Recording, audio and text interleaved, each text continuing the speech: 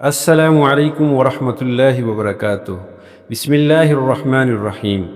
حضرت جابر رضی اللہ تعالیٰ عنہ فرماتے ہیں کہ ایک مرتبہ ہم رسول کریم صلی اللہ علیہ وسلم کے ساتھ سفر کر رہے تھے کہ ایک جگہ پہنچ کر ایک وسیع و غریض میدان میں اترے اور آپ صلی اللہ علیہ وسلم قضائے حاجت کے لیے تشریف لے گئے۔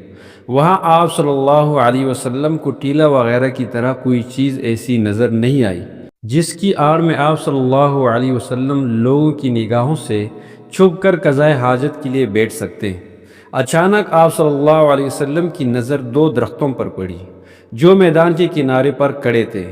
چنانچہ نبی کریم صلی اللہ علیہ وسلم ان میں سے ایک درخت کے پاس پہنچے اور اس کی ایک ٹہنی پکڑ کر فرمایا، اللہ تعالیٰ کے حکم سے میری اطاعت کر۔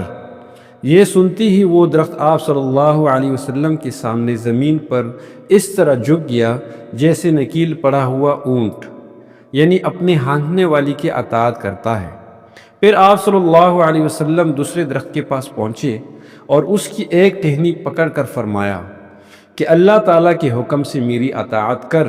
پہلے درخت کی طرح اس درخت نے بھی فوراً اطاعت کی اور زمین پر جھک گیا۔ اس کے بعد آپ صلی اللہ علیہ وسلم نے ان دونوں درختوں کے درمیان فاصلے کے بیچوں بیچ پہنچ کر فرمایا کہ اب تم دونوں اللہ تعالیٰ کے حکم سے ایک دوسرے کے قریب آ کر آپس میں اس طرح مل جاؤ کہ میں تمہارے نیچے چھپ جاؤں۔ چنانچہ وہ دونوں درخت مل گئے۔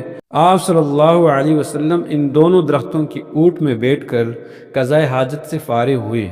حضرت جابر رضی اللہ تعالیٰ عنہ فرماتے ہیں کہ میں اس واقعہ کو دیکھ کر حیران تھا، اپنے دل میں باتیں کر رہا تھا، یعنی اللہ تعالیٰ کی قدرت میں غور و فکر کر کے سوچ رہا تھا کہ اللہ تعالیٰ نے اپنے محبوب نبی کریم صلی اللہ علیہ وسلم کے ذریعے یہ کیسا معجزہ ظاہر کیا، یا یہ کہ اس واقعہ سے الگ میں اپنی کسی گہری سوچ میں پڑا ہوا تھا کہ اچانک میری نظر اس طرف کو اٹھی تو رسول کریم صلی اللہ علیہ وسلم کو تشریف لاتے ہوئے دیکھا، اور پھر کیا دیکھتا ہوں کہ وہ دونوں درخت ایک دوسرے سے جدا ہو کر اپنی اپنی جگہ پر جا کھڑے ہوئے۔